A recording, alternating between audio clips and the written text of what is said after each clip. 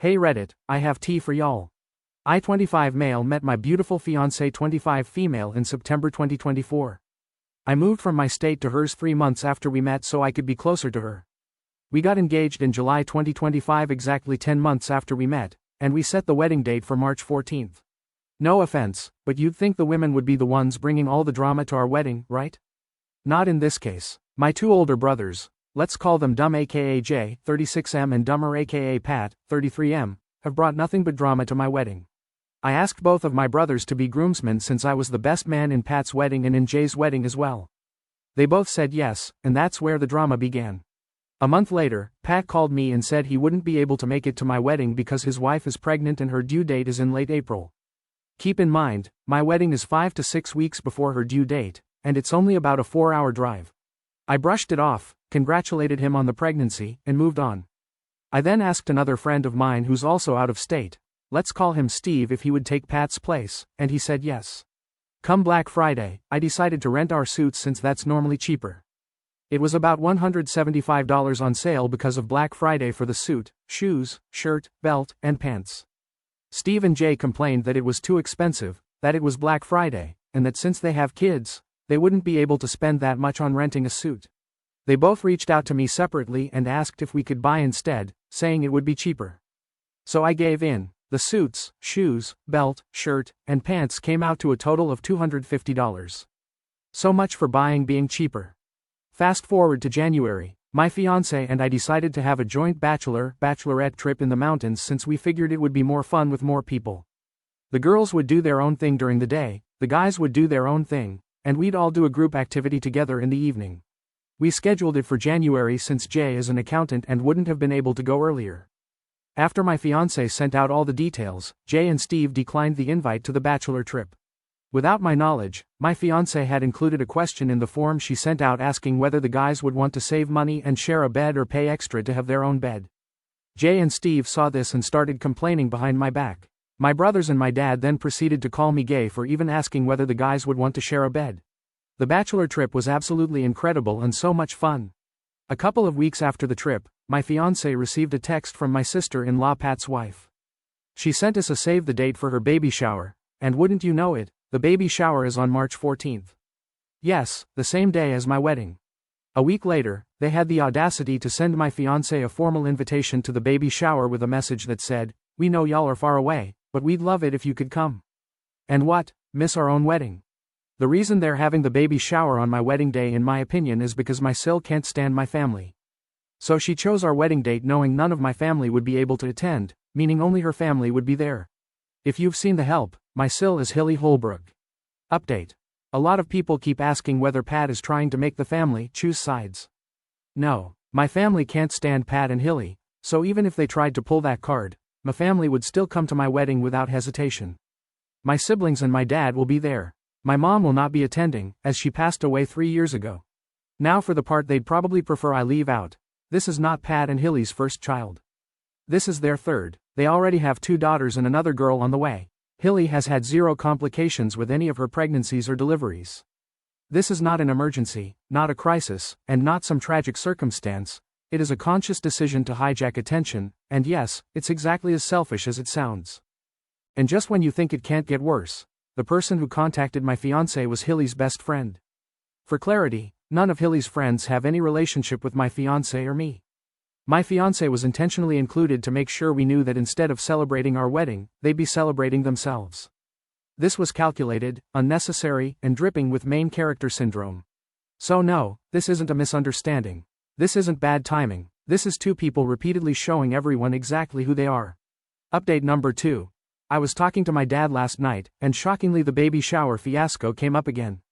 It turns out Pat and Hilly went to my dad's house on Saturday, my condolences, and he confronted them about why the baby shower was scheduled on my literal wedding day. Pat immediately played dumb and claimed he had no idea it was on my wedding date. He then said it was the only day they could host the shower. Which is hilarious, considering he knew the date when I asked him to be a groomsman, and when we received the save the date, Hilly openly admitted she knew it was the same day as our wedding. So, yeah, that was a lie. For some background, because this behavior didn't come out of nowhere. Back in August 2025, when I asked Pat and Jay to be my groomsmen, we were on a family vacation. Normally, my dad buys the groceries for these trips and doesn't expect anyone to pay him back. This time, before we even arrived, Pat and Hilly decided to go rogue, bought groceries for everyone without telling us, and then informed us we owed them $70 per person, couple. No discussion, no heads up, just a Venmo request. At the time, my fiancé and I had just gotten engaged. I genuinely couldn't afford it, especially since I had already paid my dad $450 for our share of the Airbnb, which is normal in my family and something we had planned for months in advance. What I did not plan for was a surprise $70 grocery bill for food I didn't ask for and didn't know about. However, I refused to pay it. I couldn't afford it, and their lack of communication was not about to cost me $70. My refusal apparently caused too much drama, so my dad paid Pat the $70 on our behalf just to make it stop. Fast forward to this weekend. While visiting my dad, Pat mentioned that his wedding gift to me would be the $70 I never paid him. My dad snapped and told him he had already paid it. Pat then denied ever receiving the money, confidently, until Hilly finally corrected him and confirmed that yes, my dad did pay him. And because why not pile it on, Pat also complained about how expensive our wedding registry is, before purchasing the cheapest item on it. This from the same man who proudly put a $700 Yeti cooler on his registry a few years ago. I and my husband went to a family wedding and apparently we were optional. I, 33 female, and my husband, 37 male, attended a wedding in September 2025 for his cousin. Though cousin feels inaccurate, because they grew up more like brothers. Lifelong bond, constant contact, games on weekends, the whole thing. We've been together 4 years, I've always gotten along with his family, and as the wedding approached we genuinely thought this would be a great time. The venue was described as a winery, set in open country, with a fantasy theme. Naturally, we imagined something charming. What we arrived at was a tiny, run-down building in the middle of nowhere, a dead field behind it, and a junkyard with several broken-down, rusted vehicles right next door. Immersive, but not in the way intended. The ceremony seating was outside. No shade, at all. It was over 90 degrees, we'd driven 4 hours out of state, and we were in full formal wear the entire time. To make things better, we actually had to argue that we were family just to be allowed to sit down. After sitting in the baking sun for over an hour, the ceremony finally started. Then it took another 20 minutes just for the wedding party to make their way to the altar. I looked over at my husband at one point and he genuinely looked like he might pass out. Looking around, it was clear we weren't alone, guests were visibly overheating. Thankfully no one did pass out, and once the ceremony ended we were allowed inside. Everyone rushed the bar, which had one bartender, who didn't know how to make most of the drinks. Then came family photos. My husband excused himself to use the restroom moments before photos began. While he was gone, his entire immediate family, there are only 6 of them left living, was asked to go outside for pictures. I told them I'd send my husband out as soon as he returned. I was told, "Oh, he's not needed."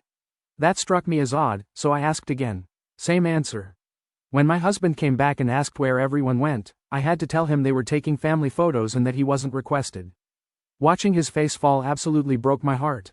They never took a single photo of me or my husband. The photo session lasted 3 hours. By the time we saw the bride and groom again, we were drenched in sweat and starving. Dinner consisted of cheese, crackers, and some very sad sandwiches. After dinner, the dances started and it became clear this wasn't an isolated snub. The groom's biological father was barely invited and barely acknowledged. Meanwhile, the stepfather was front and center all day, gave speeches, and had a dance with the bride. The groom's father was included in nothing and left early. We felt awful for him. My husband said he'd always been a good guy to both of them growing up. We left after the dances. Despite demanding we attend, the groom barely spoke to my husband all day. And that's the part that still confuses us most.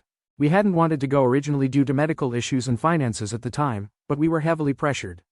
Money was sent by other family members, and a truly horrible hotel room was booked. That's a whole separate story, so we felt we couldn't say no. Why insist we come, just to treat my husband like he was invisible? Before the wedding, they talked daily and played games every weekend, even right up until the event. After the wedding, almost nothing. It's February now, we have no idea what happened or what changed. And I can't help but wonder if they've seen the wedding photos yet and realized my husband, who was supposedly like a brother, isn't in a single one.